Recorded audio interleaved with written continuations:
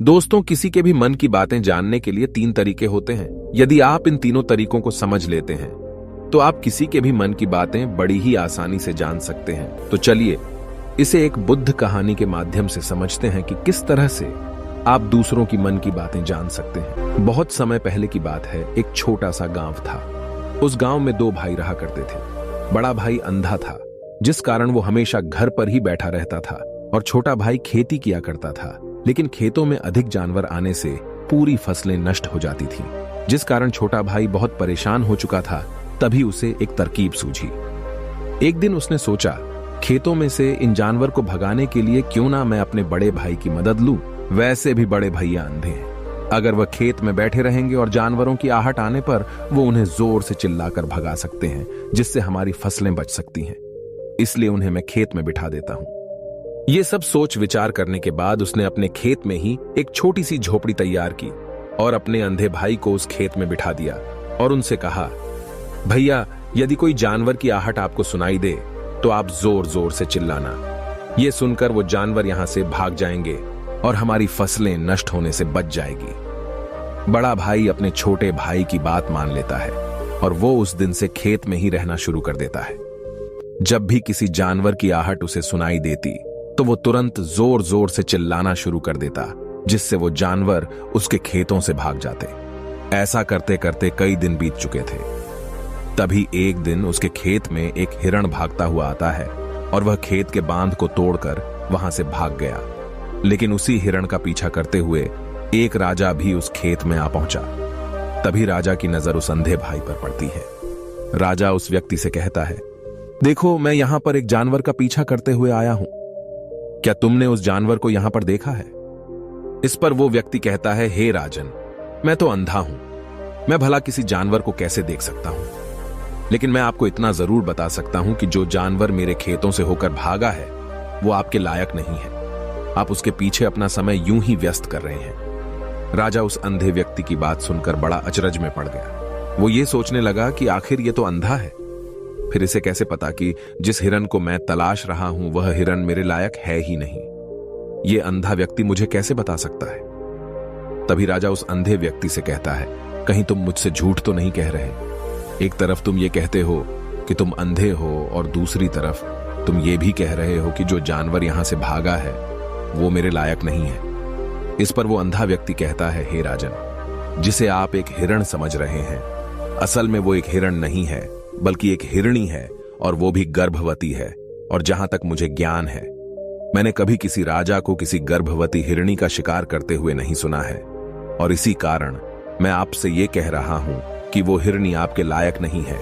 आप उसके पीछे अपना समय व्यर्थ ना करें। यह सुनकर राजा और भी अचरज में पड़ गया। वो ये सोचने लगा कि आखिर ये अंधा आदमी ये कैसे जान सकता है कि वो हिरणी है और गर्भवती है। राजा कुछ देर सोच विचार करने के बाद अपने सेनापति से कहता है, सेनापति जी, मुझे वो जानवर जिंदा चाहिए, क्योंकि मुझे यह पता करना है क्या वह हिरणी है और क्या वह गर्भवती है। क्योंकि यह अंधा आदमी बहुत विश्वास के साथ कह रहा है और मुझे इस बात की पुष्टि करनी है। यदि वह हिरणी हुई और गर्भवती हुई तो वह हमारे शिकार के लायक नहीं है, क्योंकि हम तो एक हिरण का पीछा कर रहे थे। इसलिए जाओ और पता करो कि क्या वो हिरणी है। सेनापति राजा से आज्ञा लेकर आगे की ओर बढ़ चलता है और कुछ देर बाद जब वह वापस लौट कर आता है तो वह राजा को कहता है, हे राजन, इस अंधे आदमी ने जो भी बातें कही हैं वो बिल्कुल सही हैं। वो एक हिरणी ही है और वह गर्भवती भी है। यह सुनकर राजा आश्चर्यचकित रह गया। उसे समझ नहीं आ रहा था कि आखिर अंधा आदमी कैसे पता कर सकता है कि वह जानवर एक हिरणी है, और तो और वह गर्भवती है। भला एक अंधा आदमी यह कैसे देख सकता है? यह कैसे जान सकता है? आखिर इसे यह कैसे पता चला? ऐसे कई सारे प्रश्न अब राजा के मन में उमड़ने लगे। अब राजा ने यह ठान लिया था कि मुझे इस बात की तह तक पहुंचना ही है कि आखिर यह अंधा आदमी कैसे जानता है कि वह जानवर एक हिरणी है। यह सोचकर राजा उस अंधे आदमी के पास जाता है और उस अंधे आदमी से कहता है, देखो, मैं ये तो नहीं जानता कि तुम सचमुच अंधे हो या नहीं, लेकिन मैं तुमसे एक बात जानने आया हूं। क्या तुम मेरे प्रश्न का सही सही जवाब दोगे? इस पर अंधा व्यक्ति कहता है, हे राजन, आप जो कुछ पूछना चाहते हैं मुझसे पूछ सकते हैं। मैं आपको बिल्कुल सच सच जवाब दूंगा। इस पर राजा कहता है, देखो, एक तो तुम कहते हो कि तुम अंधे हो और दूसरी तरफ तुमने यह बता दिया कि जिस जानवर का पीछा मैं कर रहा हूं वह एक हिरणी है, और तो और वह गर्भवती भी है। आखिर तुम्हें यह कैसे पता चला? तुम्हारे खेत में और भी तो जानवर आते होंगे, और भी तो जानवर यहां से गुजरते होंगे, फिर तुमने यह कैसे अंदाजा लगाया? तभी वह अंधा व्यक्ति राजा से कहता है, हे राजन, आप जिस हिरणी का पीछा कर रहे थे वही हिरणी जब मेरे खेत में आई, उसकी रफ्तार और उसके भागने की आहट से मुझे यह एहसास हो चुका था कि यह एक हिरणी है, और मेरे खेत की जो बांध है वह बहुत छोटी है, उसकी ऊंचाई ज्यादा नहीं है। यदि कोई हिरण होता तो उस बांध को बड़ी आसानी से लांघ जाता, लेकिन वह हिरणी इस बांध को तोड़कर भागी है, और यदि वह इस बांध को छलांग लगाकर पार करने का प्रयास करती तो इससे उसके बच्चे को खतरा होता, और इसी बात से मैंने यह पता लगा लिया कि वह गर्भवती है। इस कारण वह ज्यादा ऊंची छलांग न लगाकर मेरे खेत की बांध को तोड़ते हुए भाग गई। इस पर राजा के मन में एक और प्रश्न उठा। राजा ने कहा, किंतु तुम्हें कैसे पता चला कि वो एक हिरणी ही है, और भी तो कोई जानवर यहां पर आ सकते हैं? इस पर वो अंधा व्यक्ति कहता है, हे राजन, मैं पूरा दिन सुबह शाम यहीं पर बैठा रहता हूं, और मेरी सुनने की शक्ति बहुत तेज है। मैं ये बाफ जाता हूं कि कौन सा जानवर मेरे खेत में आया है, और उसी के आधार पर मैं जोर जोर से चिल्लाता हूं ताकि वो मेरे खेत से भाग जाए और मेरे खेत की फसलों को नष्ट ना कर पाए। राजा उस अंधे आदमी का यह जवाब सुनकर पूरी तरह से संतुष्ट हो चुका था। वो मन ही मन ये सोच रहा था कि आदमी भले ही अंधा हो, लेकिन ये तो बड़ा ज्ञानी मालूम पड़ता है। इस आदमी से कुछ ना कुछ तो काम निकलवाना ही चाहिए। ये विचार लिए हुए राजा वहां से वापस अपने महल की ओर लौट जाता है। राजमहल पहुंचते ही राजा उस अंधे व्यक्ति से कहता है, आप तो बड़े ज्ञानी व्यक्ति हैं, आपको किसी भी बात का पता बड़ी आसानी से चल जाता है। आज मैंने आपको यहां पर इसलिए बुलाया है क्योंकि मैं आपसे ये जानना चाहता हूं कि मेरी पत्नी पतिव्रता है या नहीं। इस पर वो अंधा व्यक्ति कहता है, हे राजन, ये कैसा प्रश्न हुआ? इस पर राजा कहता है, मैंने आपसे बिल्कुल उचित प्रश्न किया है, मुझे इस प्रश्न का उत्तर दीजिए। इस पर वो अंधा व्यक्ति कहता है, हे राजन, ये सारी बातें जाने दीजिए। आपकी शादी को इतने साल बीत चुके हैं, और अब आप ये बात क्यों जानना चाहते हैं? आपके मन में ऐसे प्रश्न क्यों उठ रहे हैं? इस पर राजा जिद करते हुए कहता है, देखिए, आपको मुझे इस प्रश्न का उत्तर तो देना ही होगा। यदि आप मुझे इस प्रश्न का उत्तर नहीं देंगे तो मैं आपको मृत्युदंड दे दूंगा। राजा के मुख से यह बात सुनकर वो अंधा व्यक्ति कहता है, हे राजन, यदि आप इस प्रश्न का उत्तर चाहते हैं तो उसके लिए आपको मेरा एक काम करना होगा। राजा कहता है, बोलो, मुझे क्या काम करना होगा? इस पर व्यक्ति कहता है, इसके लिए आपकी पत्नी को मेरे साथ कमरे में अकेले छोड़ना होगा। उस अंधे व्यक्ति की यह बात सुनकर राजा पहले तो क्रोधित हो जाता है, लेकिन फिर कुछ सोच विचार करने के बाद वह उस व्यक्ति की बात मान लेता है और अपने सेनापति को आदेश देता है, सेनापति जी, इस व्यक्ति को और मेरी पत्नी को एक कमरे में कुछ देर के लिए अकेला छोड़ दे। सेनापति बिल्कुल वैसा ही करता है। अब राजा की पत्नी और अंधा आदमी एक कमरे में बंद हो चुके होते हैं। तभी वो अंधा आदमी राजा की पत्नी से कहता है, मुझे आपको छूना है। इस बात पर रानी अत्यधिक क्रोधित हो जाती है और उस अंधे आदमी को वो पकड़ पकड़ कर पीटने लगती है, कभी हाथों से तो कभी लातों से तो कभी पटक पटक कर। इस तरह से उन्होंने उस अंधे आदमी की खूब पिटाई की। उसके बाद किसी तरह से वह अंधा आदमी अपनी जान बचाकर वहां से भाग निकलता है और वह राजा के पास पहुंचता है और वह राजा से कहता है, हे राजन, आपकी पत्नी पतिव्रता नहीं है। यह बात सुनकर राजा अत्यधिक क्रोधित हो उठता है और राजा अपनी तलवार निकालकर सीधा अपनी पत्नी की ओर जाता है और क्रोधित होकर वह अपनी रानी से कहता है, रानी जी, आज मैं जो भी सवाल आपसे करने वाला हूं उसका मुझे सच सच जवाब दीजिएगा, और यदि आपने एक शब्द भी झूठ कहा तो मैं आपका अभी के अभी सर धड़ से अलग कर दूंगा। तभी आगे वह राजा कहता है, मुझे बताइए, क्या आप पतिव्रता हैं या नहीं? इस पर रानी कहती है, हे राजन, आप भले ही मुझे जान से मरवा दीजिए, लेकिन मैं पतिव्रता नहीं हूं। राजा यह बात सुनकर बहुत खुश हुआ, क्योंकि उस अंधे आदमी ने जो भी कहा था वह बिल्कुल सच था। यह बात सुनकर तुरंत ही राजा उस आदमी के पास पहुंचता है और आकर उस अंधे आदमी से कहता है, तुम्हें कैसे पता चला कि मेरी पत्नी पतिव्रता नहीं है? इस पर वह अंधा आदमी कहता है, हे राजन, बड़ी सीधी सी बात है। मैंने तो आपकी पत्नी से बस इतना ही कहा था कि मुझे आपको छूना है, और इस बात पर वह इतना क्रोधित हो उठी कि उन्होंने गुस्से में आकर मुझे लात घूंसों से पीटना शुरू कर दिया। और भला कोई औरत किसी और मर्द को कैसे छू सकती है? लेकिन उन्होंने न आव देखा न ताव, बस लात घूंसे मुझ पर बरसाने शुरू कर दिए। वह भी तो एक छूना ही हुआ, और एक पतिव्रता नारी कभी भी पराये मर्द को नहीं छूती। जब मैंने उसे छूने के लिए कहा था तो वह उस वक्त मुझे मना कर सकती थी, लेकिन उन्होंने तो मुझे पीटना शुरू कर दिया और देखते ही देखते उन्होंने मेरे पूरे शरीर को छू लिया। अब आप ही बताइए, ऐसी स्त्री भला पतिव्रता कैसे हो सकती है? इस पर राजा कहता है, तुम तो बड़े ज्ञानी मालूम पड़ते हो। अच्छा ठीक है, चलो तुम मेरे एक प्रश्न का और जवाब दो। यदि तुमने मुझे इस प्रश्न का सही जवाब दे दिया तो मैं तुम्हें यहां से जाने दूंगा। आगे राजा उस अंधे आदमी से कहता है कि तुम मुझे यह बताओ, क्या मैं सच में अपने पिताजी का ही बेटा हूं या फिर किसी और का? इस पर वह अंधा भी कहता है, हे राजन, इस बात से आपका क्या लेना देना? आप किसी की भी औलाद हो, आखिर आप हैं तो इस राज्य के राजा, इसलिए इस प्रश्न को जाने दीजिए। लेकिन राजा कहता है, नहीं, मुझे इस प्रश्न का सही जवाब चाहिए, अन्यथा यह प्रश्न मुझे हमेशा परेशान करता रहेगा। इसलिए मैं इसका सही जवाब जानना चाहता हूं। यदि तुम इसका सही जवाब दे देते हो तो तुम यहां से जा सकते हो, मैं तुम्हें नहीं रोकूंगा। इस पर वह अंधा आदमी कहता है, हे राजन, इसके लिए तो मुझे आपके मां के पास भी जाने की कोई आवश्यकता नहीं है। मैं आपको अभी यह बता सकता हूं कि आप किसकी औलाद हैं, लेकिन उससे पहले मैं चाहता हूं कि आप मुझसे एक वादा करें कि आप मुझ पर क्रोध नहीं करेंगे। राजन ने कहा, मैं तुमसे वादा करता हूं, मैं तुम पर क्रोध नहीं करूंगा। इसके बाद वह अंधा आदमी राजा से कहता है, हे राजन, आप है तो अपने ही पिता के पुत्र, लेकिन आप पर एक कंजूस सेठ की छाया पड़ी हुई है। यह सुन राजा बहुत क्रोधित हो उठा और वह तुरंत तलवार निकालकर अपनी मां के पास जा पहुंचा। वह वहां पर पहुंचने के बाद अपनी मां से कहता है, मां, मुझे सच बताइए, क्या मैं अपने ही पिता का पुत्र हूं या नहीं? यदि आपने मुझे सही नहीं बताया तो वह यहीं पर अपने प्राण त्याग दूंगा। मुझे बताओ क्या सच है?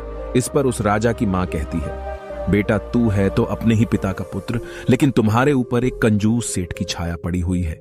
जब मैं एक बार नहाने के बाद अपना मुंह आईने में देख रही थी, तभी उस कांच के पीछे मुझे एक कंजूस सेठ नजर आता है और उसी की छाया तुम पर पड़ चुकी है।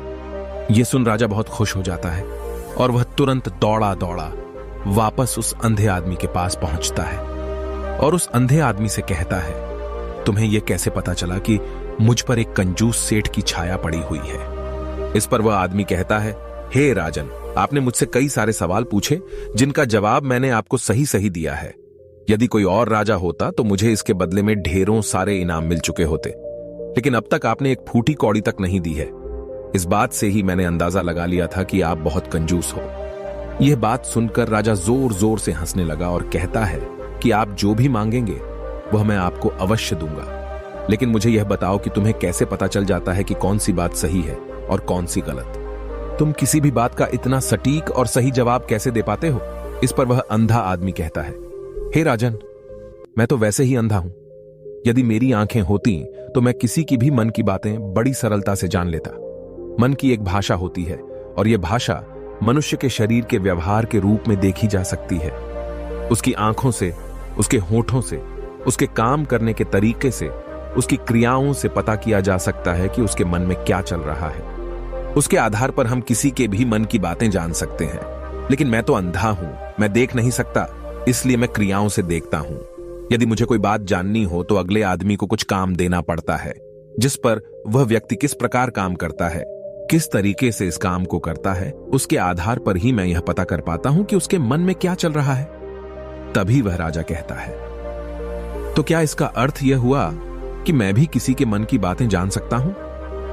इस पर वह अंधा आदमी कहता है, हे राजन, अवश्य आप भी किसी भी व्यक्ति के मन की बात जान सकते हैं, किंतु उससे पहले आपको अपने ऊपर काम करना होगा, और वह काम है अपने मन को शांत करना, अपने मन को वर्तमान में लाना होगा, जिसके लिए मैं आज आपको 3 तरीके बताने वाला हूं। और ये तीनों ही तरीके बड़े ही आसान और सरल हैं, किंतु हे राजन, उससे पहले आपको एक काम करना होगा, अपने मन को एकाग्र करना होगा। जब हम अपने मन को एकाग्र करते हैं, अपने मन को वर्तमान में लाते हैं, तो हम दूसरे के मन की बात जान सकते हैं, क्योंकि वह आदमी अभी भी अपने मन में वर्तमान में ही सोच रहा है, और हमें भी मन को वर्तमान में ही लाना होगा, तभी हम उसके मन की बातें जान सकते हैं। यदि हम अतीत में हुई घटनाओं के बारे में सोच रहे हैं, तो वह जो अगला आदमी वर्तमान में सोच रहा है वर्तमान में अपने मन में बात कर रहा है, वह हम कैसे जान पाएंगे? क्योंकि हम तो अतीत की घटनाओं में डूबे हुए हैं। इसलिए किसी के भी मन की बात जानने के लिए सबसे पहले हमें हमारे मन को एकाग्र करना होगा, उसे वर्तमान में लाना होगा। आगे वह व्यक्ति राजा से कहता है, हे राजन, जो 3 तरीके मैं आपको बताने वाला हूं, इन 3 तरीकों से बड़ी आसानी से किसी के भी मन की बातें जान सकते हैं। उसके बाद वह अंधा आदमी राजा से कहता है, हे राजन, जो सबसे पहला तरीका है वह है आंखों पर ध्यान देना। किसी व्यक्ति से बात करते वक्त उसकी आंखों में देखना, उसकी आंखों पर ध्यान देना जो सबसे ज्यादा जरूरी है, क्योंकि आंखें बोलती नहीं पर बहुत कुछ कह जाती हैं। यदि हम किसी व्यक्ति की आंखों के इशारों को समझना सीख जाएं, हम यह जान पाएंगे कि व्यक्ति के दिमाग में क्या चल रहा है, वह क्या सोच रहा है और अभी वह क्या करने वाला है। मेरे पास आंखें नहीं हैं, लेकिन मैंने अपने गुरु से यह विद्या सीखी है, क्योंकि बहुत सालों पहले मेरे पास आंखें थीं और मैं उस वक्त लोगों के मन की बातें केवल उनकी आंखों से ही जान लेता था। इसलिए यदि आप भी दूसरों की मन की बातें जानना चाहते हैं तो आपको भी उनकी आंखों पर गौर करना चाहिए, जैसे कि उनका आकार कैसा है, वह कब, कहां और किधर देख रहे हैं। यदि उसकी आंखें यहां वहां घूम रही हैं, जब आप उससे बातें कर रहे हैं, तो वहां वह इधर उधर मोड़ रहा है, कभी ऊपर तो कभी नीचे या कभी आसपास, या फिर उसकी आंखें खुश नजर आ रही हैं या फिर आंखें निराश नजर आ रही हैं, जैसे कि चोर होता है। उसकी आंखों में जब हम देखते हैं तो हमें यह पता चलता है कि अगले आदमी ने कोई गलती की है। ठीक उसी प्रकार जब हम किसी चालाक व्यक्ति की आंखों में देखते हैं तो आपको पता चलेगा कि उसकी आंखों में एक भाषा होती है। एक बहुत ही सीधा और आसान तरीका होता है। यदि आपको यह पता लगाना है कि सामने वाला व्यक्ति आपसे झूठ कह रहा है या फिर सही, तो आपको उसकी आंखों पर ध्यान देना अति आवश्यक है। यदि आपसे बात करते वक्त वह व्यक्ति अपनी आंखें यहां वहां घुमा रहा है, ऊपर नीचे, इधर उधर, दाएं बाएं, हर जगह देख रहा है, तो इसका अर्थ यह हुआ कि वह उस बात से निकलने का कोई रास्ता ढूंढ रहा है, वो कोई झूठ बना रहा है।